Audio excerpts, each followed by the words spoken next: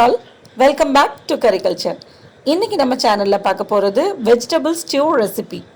இது ஒரு side dish recipe. எந்தவித ஹெவியான மசாலாவும் இல்லாம சிம்பிளா லைட்டா இருக்கும். அரை மூடி தேங்காயை மிக்ஸில சேர்த்து 1 டேபிள் ஸ்பூன் அளவுக்கு பொட்டுக்கடலை சேர்த்து 2 பாலா எடுத்திருக்கேன். முதல் பால், இரண்டாவது பால். ஒரு குக்கரில் 2 டேபிள் ஸ்பூன் அளவுக்கு தேங்காய் எண்ணெய் சேர்த்துருக்கேன். அது கூட 1 டீஸ்பூன் அளவுக்கு ஜீரகம், கொஞ்சமாக கருவேப்பிலை, 3 பச்சை மிளகாய் ஸ்லிட் பண்ணி சேர்த்துருக்கேன்.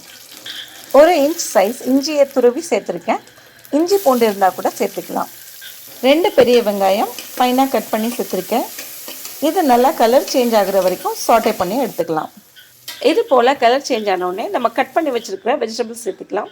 நான் இன்றைக்கி ஒரு பெரிய சைஸ் உருளைக்கிழங்கு, 2 கேரட், கொஞ்சமாக பீன்ஸ் எடுத்துருக்கேன். இதை நான் ஃபைனாக கட் பண்ணி சேர்த்துக்கிறேன்.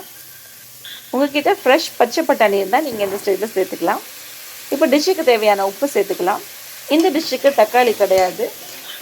வெஜிடபிள்ஸை இது போல் நல்லா வணக்கி விடுங்க.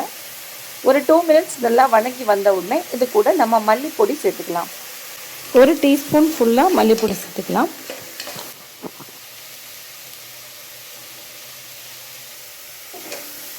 பொடியோட பச்சை வாசம் போகிற அளவுக்கு வணங்கினதுக்கப்புறமா நம்ம எடுத்து வச்சுருக்கிற தேங்காய் பாலில் 2ஆவதாக எடுத்துருக்கிற தேங்காய் பாலை சேர்த்துக்கலாம். அதாவது தண்ணி மாதிரி இருக்கிற பாலை நம்ம இப்போ சேர்த்துக்க போகிறோம்.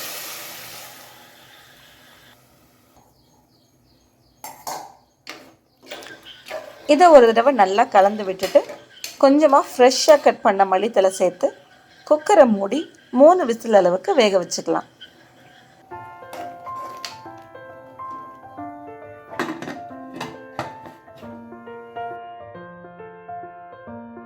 இப்போ ஸ்டீம் போயாச்சு. வெஜிடபிள்ஸ் எல்லாம் நல்லா வெந்தாச்சு. நம்ம சேர்த்துருக்கிற உருளைக்கிழங்கு எல்லாம் நம்ம மேஷ் பண்ணி விடணும். இப்படி உருளைக்கிழங்கை மேஷ் பண்ணணும்னா நம்ம ஸ்டியூ கொஞ்சம் கெட்டியாக கிடைக்கும். நம்ம ஏற்கனவே தேங்காய் பால் எடுக்கும்போது கொஞ்சமாக பொட்டுக்கடலை சேர்த்துருக்கோம். அது கூட இந்த உருளைக்கிழங்கை இப்படி மேஷ் பண்ணி கொடுத்தோம்னா ஸ்டியூ கொஞ்சம் கெட்டியாக கிடைக்கும்.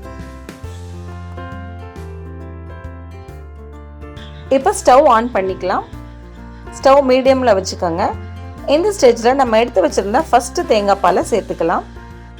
இதை நல்லா கலந்து விட்டு சேர்த்துக்கோங்க. கெட்டியான தேங்காய் பால் சேர்த்த உடனே எந்த டிஷ்ஷையுமே கொதிக்க வைக்கக்கூடாது. லேசாக சூடு பண்ணி கொதிக்கிற ஸ்டேஜ் வரும்போது ஆஃப் பண்ணிக்கோங்க. உப்பு காரம் சரியாக இருக்கான்னு இந்த ஸ்டேஜில் செக் பண்ணிக்கலாம். காரம் கம்மியாக இருந்துச்சுன்னா பெப்பர் பவுடர் சேர்த்துக்கலாம். பெப்பர் பவுடர் சேர்த்து நல்லா கலந்து விட்டுட்டு ஃப்ரெஷ்ஷாக கட் பண்ண மல்லித்தலை தூவி ஸ்டவ் ஆஃப் பண்ணிடுங்க. நம்ம ஸ்டியூ ரெடி ஆயிடுச்சு.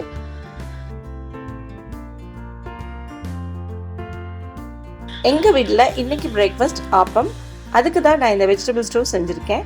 ஆனால் இடியாப்பம், அரிசி மாவு ரொட்டி, இட்லி, தோசை எல்லாத்துக்குமே இது நல்லாயிருக்கும். கண்டிப்பாக இது மாதிரி நீங்கள் ஒரு தடவை ட்ரை பண்ணி பாருங்கள்.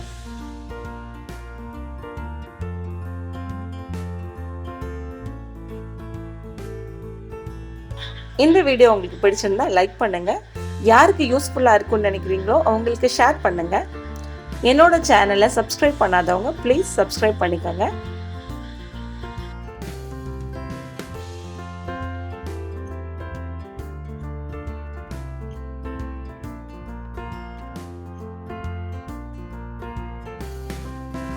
சூப்பராக இருக்குமா?